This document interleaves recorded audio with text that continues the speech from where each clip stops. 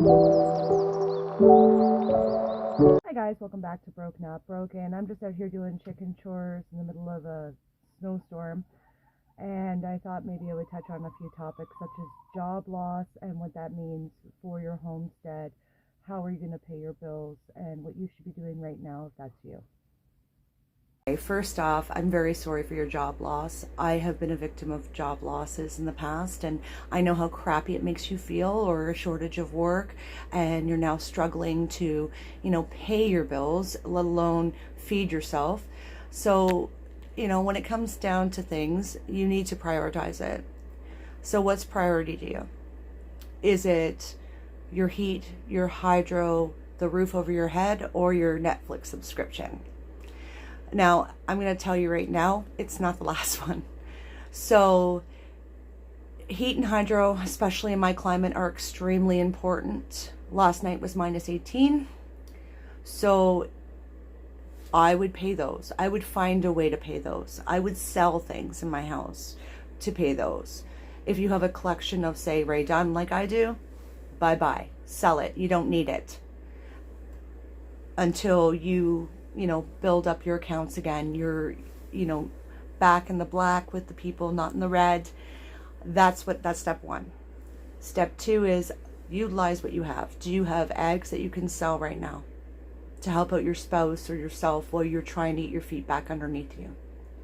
Are you still a person that has 400 rolls of toilet paper kicking around? Is there a way that maybe you could downsize some of that, sell some of it off at lesser than the grocery store? Could be a potential to earn some income. Do you know how to use your pantry? Do you have 30 days worth of food? Buy yourself some time. Go online, research how to stretch food. If that means you eating oatmeal for the next 30 days, I guess you eat oatmeal for the next 30 days. But at least you're eating.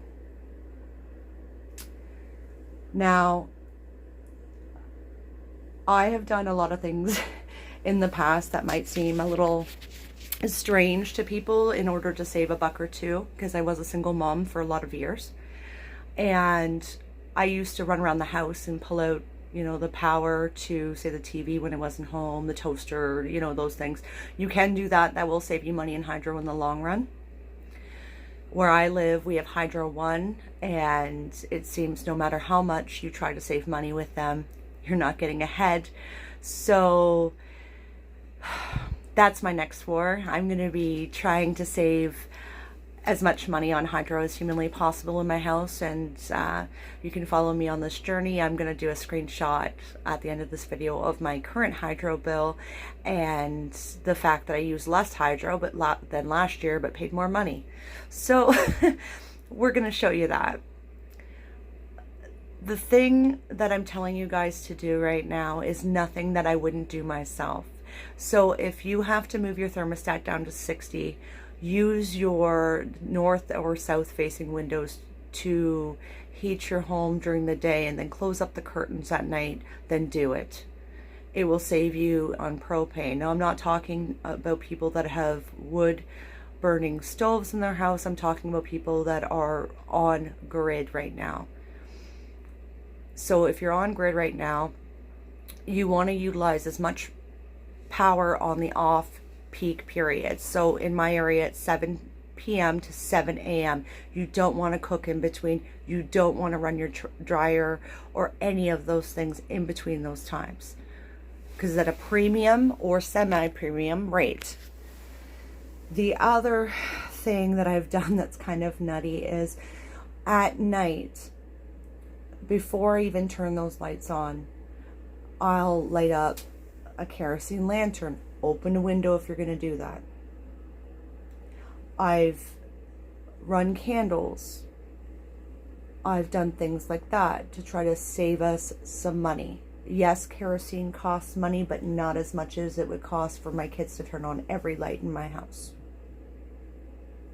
So, I'm burning it for 2 hours until I get to the cheap period. Other ways I save on heat is I'll heat up a water bottle, throw it in our beds before we go to sleep, take them out before we go to sleep. I wouldn't want anybody to get burned, just so it's nice and warm. We're not using an electric blanket. We're avoiding using the electric and running up those bills. We do 5-minute showers, and everybody gets a shower every 3rd day in my house. Therefore, my hydro and the water tank heater aren't continuously running to heat water that we're not using. I'll turn the dial down and stuff like that. I only run the dishwasher, if I do run it, at night.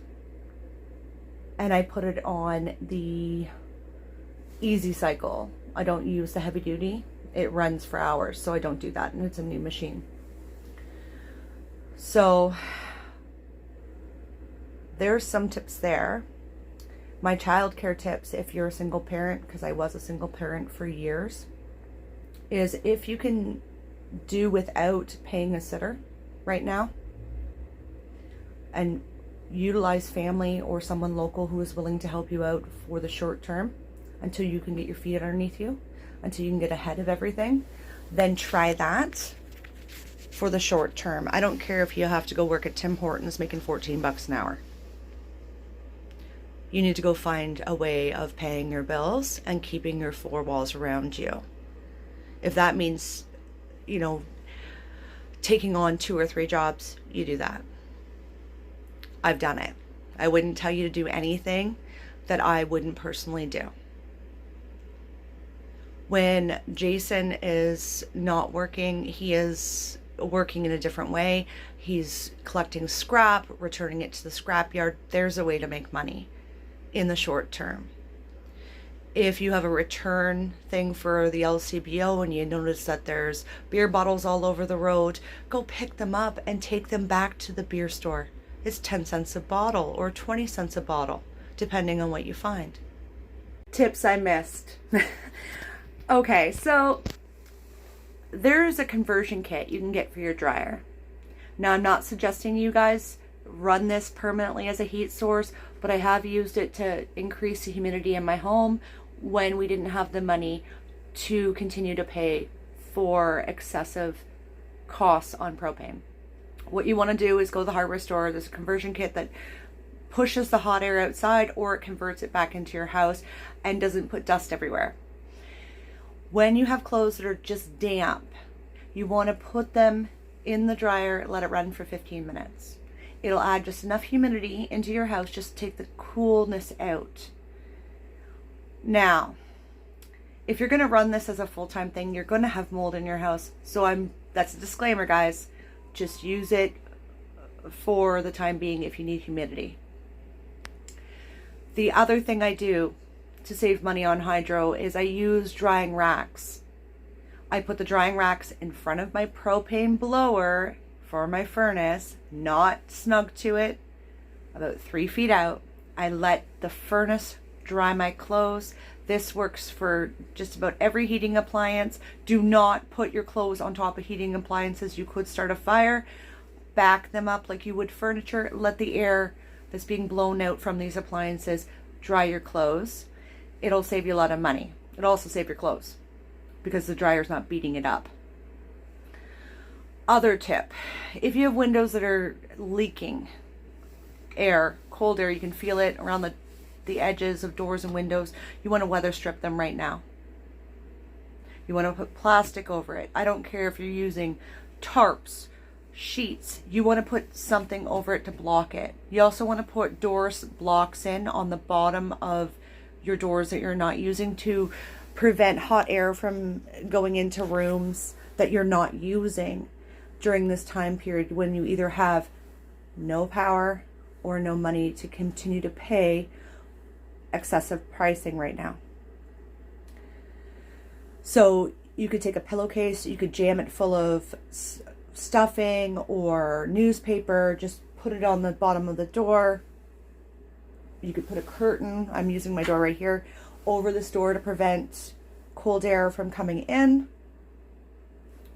That'll help with some power or heat loss, not power loss, heat loss in your home.